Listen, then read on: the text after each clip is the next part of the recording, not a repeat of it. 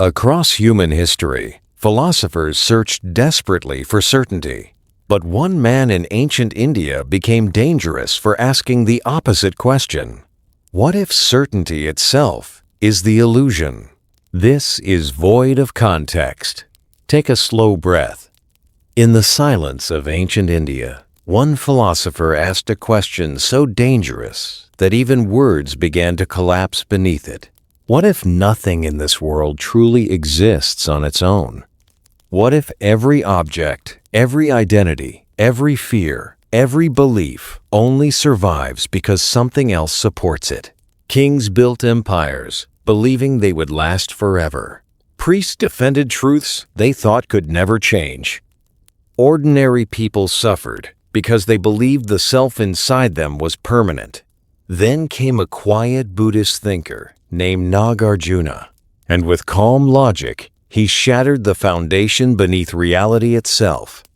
If you enjoy stories about forgotten philosophers, timeless ideas, and the minds that changed human history, subscribe now to Void of Context. There are many more stories waiting in the shadows of the past.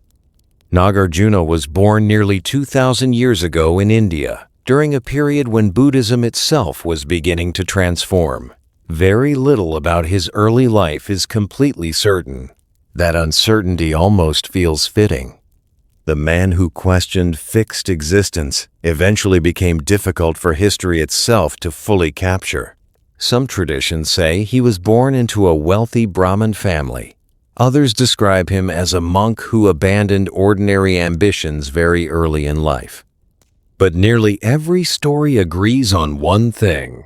Nagarjuna possessed a mind that frightened people, not because he sought violence, not because he wanted power, but because he questioned assumptions so deeply that ordinary language started breaking apart around him.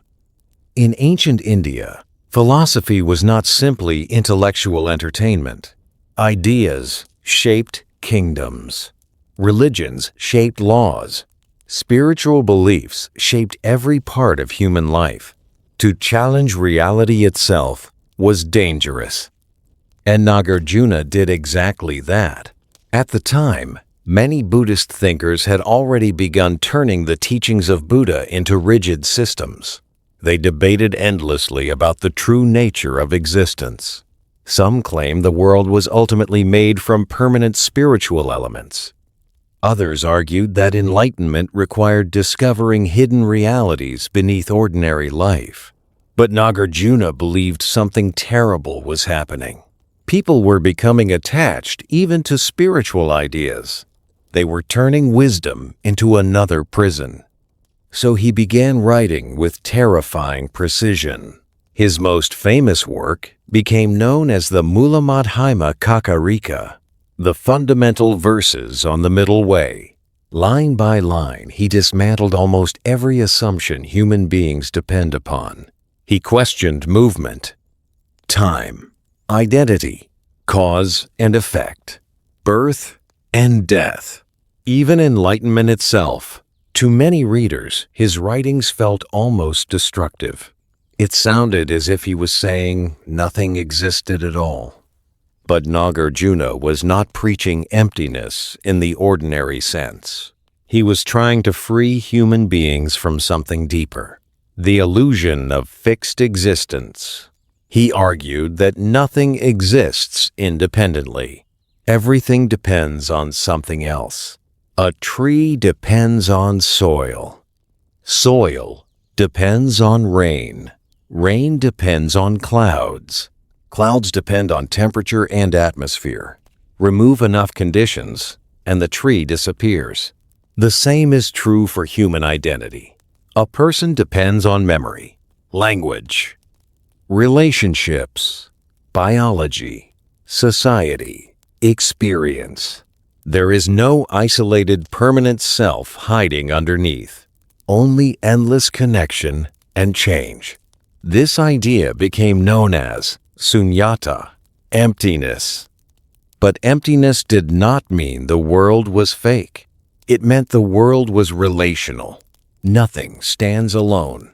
Nothing possesses permanent, independent essence. And this idea terrified many people because humans crave permanence. We want our identities to feel solid. We want love to feel eternal. We want pain to mean something lasting. We want certainty. Nagarjuna looked directly at that hunger and quietly asked, "What if suffering begins when we demand permanence from a changing world?" That question still echoes today. Modern people may not live inside ancient temples, but the fear remains the same. We build identities online.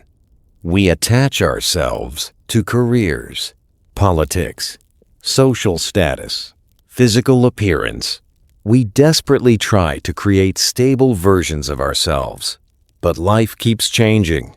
Bodies age, relationships end, technology transforms society, beliefs collapse, memories fade.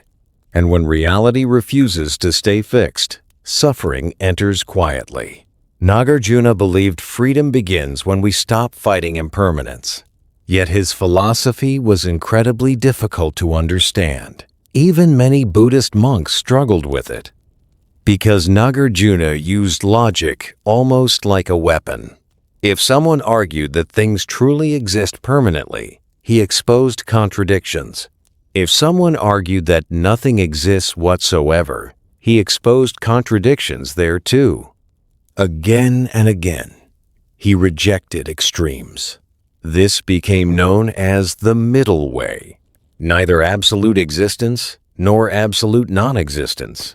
Reality flows between both, like reflections moving across water, visible, real, yet impossible to permanently grasp. Some readers became frustrated with him. They accused him of destroying truth itself. But Nagarjuna responded carefully. He explained that language itself creates illusions.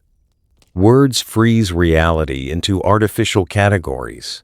We say self, enemy, success, failure, and slowly we begin believing these labels possess permanent meaning. But existence moves too fluidly for language to fully capture it. In many ways, Nagarjuna was centuries ahead of modern psychology. Today, scientists understand that human identity constantly changes through memory, emotion, environment, and social interaction. Even the brain rewires itself continuously. The permanent self many people imagine may not exist in the way they assume. Yet emotionally, humans resist this idea. Because uncertainty feels frightening, a fixed identity feels safer. Nagarjuna understood that fear deeply. He did not write like a cold academic philosopher. Underneath his logic lived compassion. He believed attachment to permanence creates endless suffering, not because humans are weak, but because reality itself never stops changing. The tragedy of human life is not change itself. The tragedy is our refusal to accept it. As his influence spread, Nagarjuna became one of the most important thinkers in Mahayana Buddhism. His philosophy traveled across India, China, Tibet, Korea, and Japan. Entire schools of Buddhist thought emerged from his teachings. Some later traditions even described him almost mythologically. Legends claimed supernatural beings protected him. Some stories said he descended into hidden realms beneath the sea to recover sacred texts. Whether those legends were true mattered less than what they revealed. People sensed extraordinary depth inside his thinking. Even centuries later, philosophers continue debating his work. Some compare his ideas to modern existentialism. Others see connections to quantum physics or postmodern philosophy. But Nagarjuna himself would probably smile at those comparisons, because he warned constantly against turning ideas into fixed systems. Even his own teachings were not meant to become rigid beliefs. He once compared philosophy to a raft used to cross a river, useful while crossing, dangerous if carried forever afterward. That humility separated him from many thinkers throughout history. He was not trying to build an intellectual empire. He was trying to loosen humanity's grip on certainty. And perhaps that is why his ideas still feel strangely alive today. Modern civilization is obsessed with fixed identity. Algorithms categorize people constantly. Politics divides humanity into rigid groups. Social media pressures individuals to create permanent personal brands. Everywhere, people are told to define themselves clearly and defend those definitions endlessly. But life refuses to remain stable. Anxiety grows. Loneliness spreads. Many people feel trapped inside identities they no longer understand. Nagarjuna's philosophy enters this modern confusion almost like a whisper. You do not need to cling so tightly. The self is not a prison unless you force it to become one. Even suffering changes. Even fear changes. Even despair changes. Nothing remains fixed forever. For some people, that idea feels terrifying. For others, it feels liberating. There is a quiet emotional beauty hidden inside Nagarjuna's philosophy. If everything depends on everything else, then no human being is truly isolated. Existence itself becomes deeply interconnected. Your life touches countless others. Their lives shape yours. Every action creates unseen consequences, flowing endlessly outward. Suddenly, the world feels less like a collection of separate objects and more like an enormous living process, changing, moving, becoming. And maybe that realization softens something inside us. Maybe we become less arrogant, less possessive, less afraid, because the things we desperately try to hold forever were never fully ours to begin with. Not youth. Not identity, not power, not even pain. Everything passes through changing conditions, like shadows crossing ancient stone walls. Near the end of his life, Nagarjuna remained devoted to teaching. Students traveled long distances to study under him. Many hoped he would offer simple answers, but simplicity was never his goal. He wanted people to see beyond illusion itself. Not through blind belief, not through fear, but through direct understanding. History never preserved every detail about his final years. Like many ancient philosophers, parts of his life disappeared into uncertainty. Yet perhaps that uncertainty fits him perfectly. A thinker who spent his entire life explaining that nothing possesses fixed existence eventually became difficult to define even historically. Still, his voice survives, quiet, patient, timeless. A reminder that human suffering often begins when we demand permanence from a temporary world. And perhaps that is why Nagarjuna still matters. After nearly 2,000 years, not because he gave humanity certainty, but because he taught humanity how to live without it. Take one final breath. Some philosophers tried to explain reality. Some tried to control it. Nagarjuna did something far stranger. He taught people to loosen their grip on reality itself.